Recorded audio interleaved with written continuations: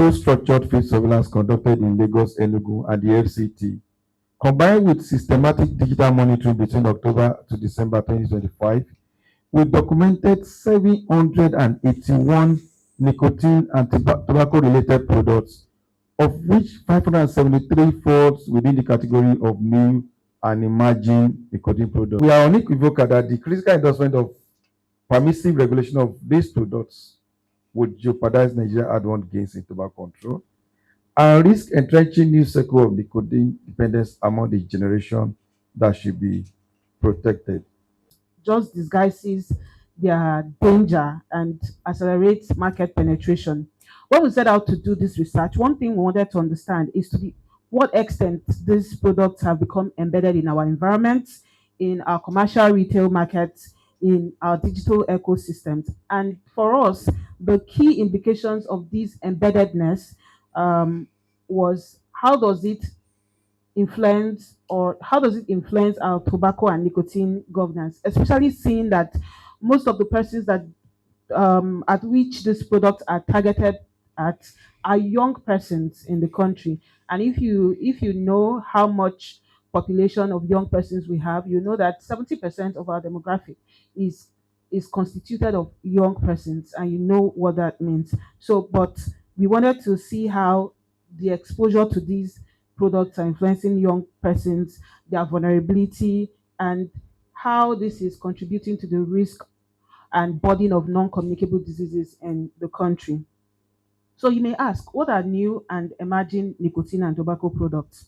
There are new products that are very, very distinct from traditional tobacco and combustible cigarettes. When we talk about traditional tobacco, most times we think about cigarettes. We think about different variants of tobacco, but these products are completely different. We have the electronic nicotine delivery systems called ENDS and electronic non-nicotine delivery systems. They are called e-cigarettes, but in popular lingo, we call them vapes. You know, you hear people saying, I'm vaping, I use vapes. So they are e-cigarettes. Now, these are battery-powered devices that heat a solution, often called e-liquid, right? So in some of these devices, they contain nicotine. That's for the ones called electronic nicotine delivery systems. Now, they contain nicotine, they contain flavors, and those flavors can be, fruity. Most times they're mostly fruity and appealing variants that compel people to want to take them. What this report reveals is a pattern that is all too familiar and deeply troubling for all of us who care about tobacco control.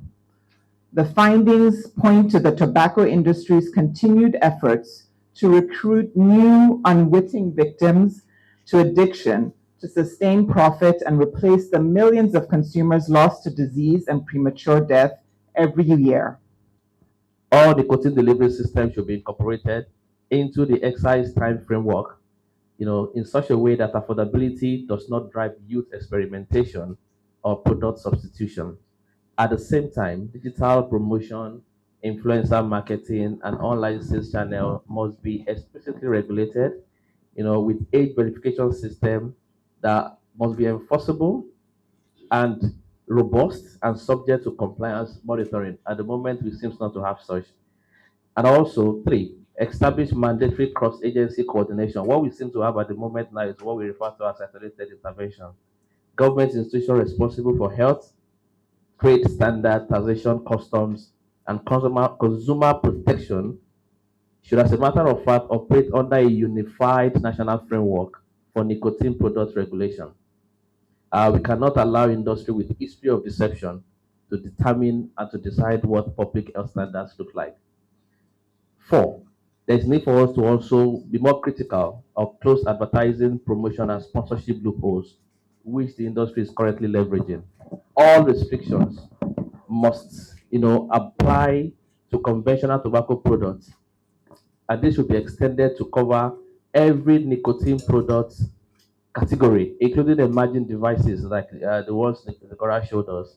This includes prohibiting youth-oriented branding, flavor-based marketing, lifestyle advertising, and indirect promotion that circumvent existing rules.